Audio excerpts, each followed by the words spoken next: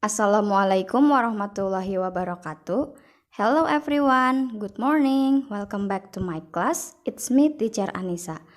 Today, we would like to continue our lesson about application letter. And now, I will explain about definition, social function, generic structure, and language features. Nah, sebelum Ibu memberikan materi pada hari ini, izinkan Ibu bertanya satu pertanyaan. What will you do after you graduate from this school? Ibu beri waktu 5 detik untuk memikirkannya. Okay, now let's move on to the material.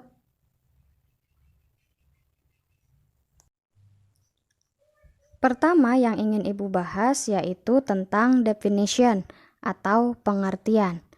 Application letter atau dalam bahasa Indonesianya yaitu surat lamaran kerja adalah surat yang ditulis kepada perusahaan atau institusi ketika melamar pekerjaan. Lalu yang kedua yaitu social function atau tujuan. Seperti namanya, surat lamaran kerja yakni memiliki tujuan untuk melamar pekerjaan atau bahasa Inggrisnya adalah to apply a job atau bisa juga to obtain a job. Next, ada generic structure atau struktur teks. Masih ingatkah kalian Ibu pernah mengirimkan contoh surat lamaran kerja pada pertemuan sebelumnya? Nah, mari kita bahas satu-satu ya. Ada apa saja sih di generic structure ini? Yang pertama, ada yang namanya heading. Nah, dalam bagian ini ada nama, alamat, dan juga tanggal pembuatan surat.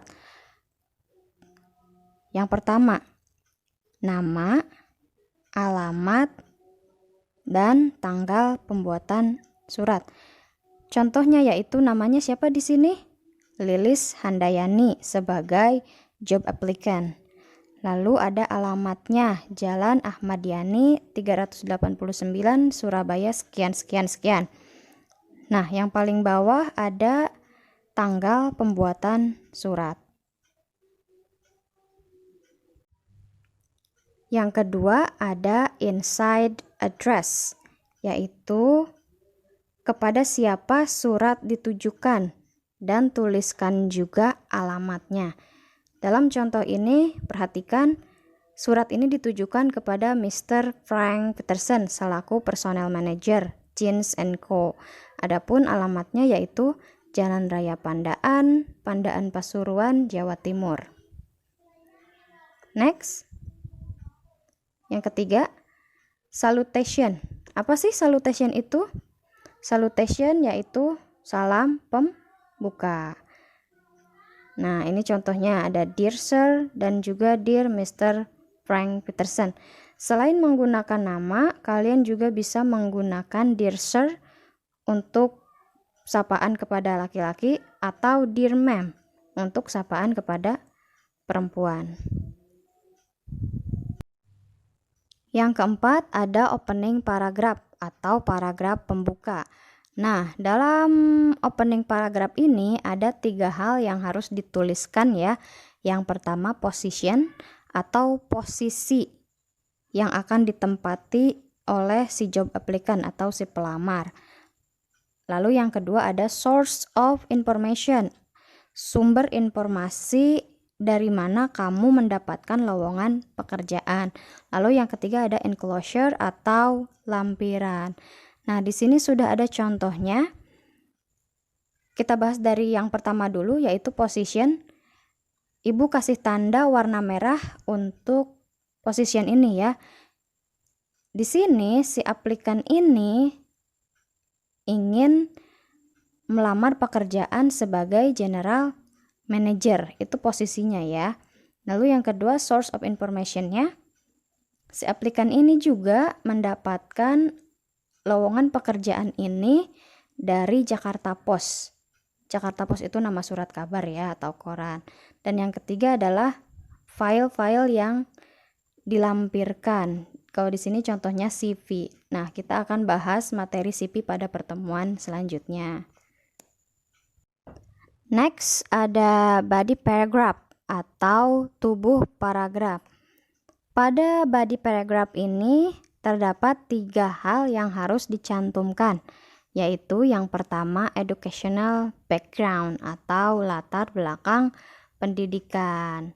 Contohnya, Ibu sudah beri tanda pada tinta warna hijau. From Esa Unggul majoring in management in 2013. Nah, di sini si aplikan selain mencantumkan educational background, dia juga mencantumkan jurusan ya. Yang mana dalam hal ini si aplikan ini kuliah dengan jurusan manajemen. Lalu yang kedua ada experience. Apa sih maksudnya experience di sini? Nah, maksudnya yaitu pengalaman kerja. Contohnya yang Ibu beri tanda warna kuning. Has experience in working for 2 years. Jadi sebelum dia melamar pekerjaan pada perusahaan ini, dia sebelumnya sudah bekerja pada perusahaan lain selama 2 tahun. Next. Ada skill. Nah, ini yang paling penting ya, sebagai seorang fresh graduate, sebagai seorang pelamar, kalian diwajibkan punya skill atau kemampuan. Nah, di sini si pelamar memiliki kemampuannya yaitu operating word processor, Excel, PowerPoint, and a little bit about Photoshop. Nah, ketiga ini adalah yang harus dicantumkan pada body paragraph. Next ada closing paragraph atau paragraf penutup. Nah, pada closing paragraph ini isinya yaitu tentang harapan bahwa si aplikan berharap dia akan diwawancarai untuk menuju tahapan selanjutnya. Selain itu juga wajib mencantumkan kontak person ya. Dalam hal ini bisa mencantumkan nomor telepon dan juga email. Dan yang terakhir yaitu ucapan terima kasih. Contohnya yaitu I thank you for your time and consideration. Terima kasih atas waktu dan pertimbangannya. Next, yang terakhir ada sender signature and name. Di sini berisi tentang salam penutup ya. Ada tanda tangan dan juga nama lengkap atau nama resmi ya, bukan nama alay. Nah, itu tadi sekilas tentang generic structure atau struktur teks pada surat lamaran kerja. Kita review ya dari awal. Yang pertama tadi masih ingat ada apa? Yang pertama ada heading, inside address, salutation, opening paragraph, body paragraph, closing, dan yang terakhir yaitu tanda tangan dan nama lengkap. Next, kita akan membahas tentang language features. Poin selanjutnya yang akan Ibu bahas yaitu tentang language features atau unsur kebahasaan atau ciri-ciri khusus surat lamaran kerja. Nah, di sini ada 3 language features-nya, yaitu yang pertama using present tense atau menggunakan tenses present ya. Dalam bahasa Inggris ada 3 tenses basic yang harus kalian ketahui. Yang pertama present, yang kedua past, yang ketiga itu future ya. Present untuk menyatakan kejadian pada saat ini. Kalau past untuk menyatakan kejadian di masa lampau. Sedangkan future adalah untuk menyatakan kejadian di masa yang akan datang. Nah, kita fokusnya ke present tense ya.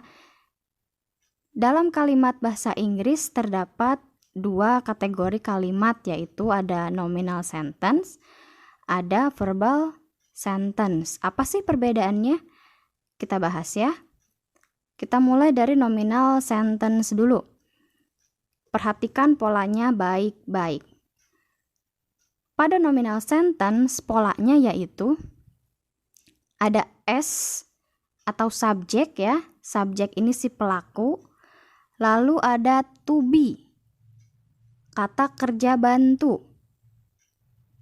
Selanjutnya yaitu ada part of speech. Apa sih part of speech ini?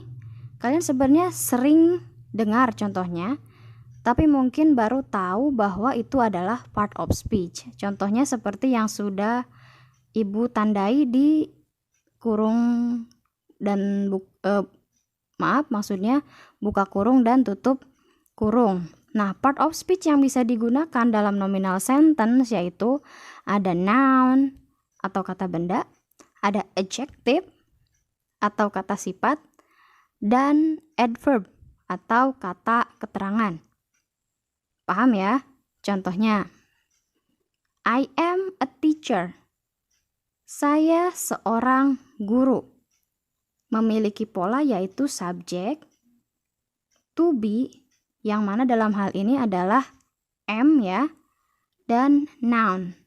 Teacher itu termasuk ke dalam noun atau kata benda.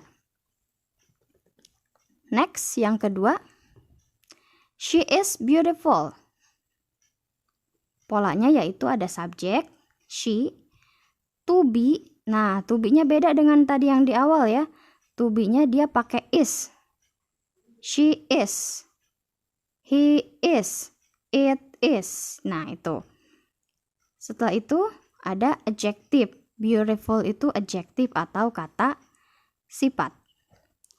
Next, they are in the hospital. Subject, to be plus adverb of place. They itu sebagai subjek, are itu sebagai to be, dan in the hospital itu adverb of place atau keterangan tempat. Paham ya sampai sini? Ini tentang nominal sentence. Next ke verbal sentence. Perhatikan polanya. Kalau di verbal sentence ada pola subjek, verb 1 plus object. Ulangi ya, ada subjek, ada verb 1, ada objek. Contoh kalimat langsung. I teach English at SMA Negeri 1 Serang Baru. Subjeknya apa? I. Verbnya yaitu teach. Objeknya yaitu English. At SMA 1 Serang Baru sama seperti tadi ya, kedudukannya yaitu adverb of place atau keterangan tempat. Nah, ini untuk kalimat aktif. Lalu ada juga kalimat pasif.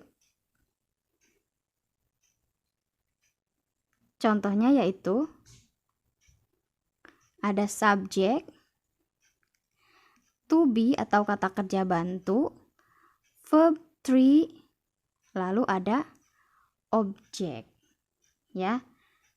Perhatikan contohnya. Kalau tadi yang aktif itu I teach English, kalau misalkan pasif itu dibalik. Yang objek di kalimat aktif dijadikan subjek di kalimat pasif. Ya. English is taught by me.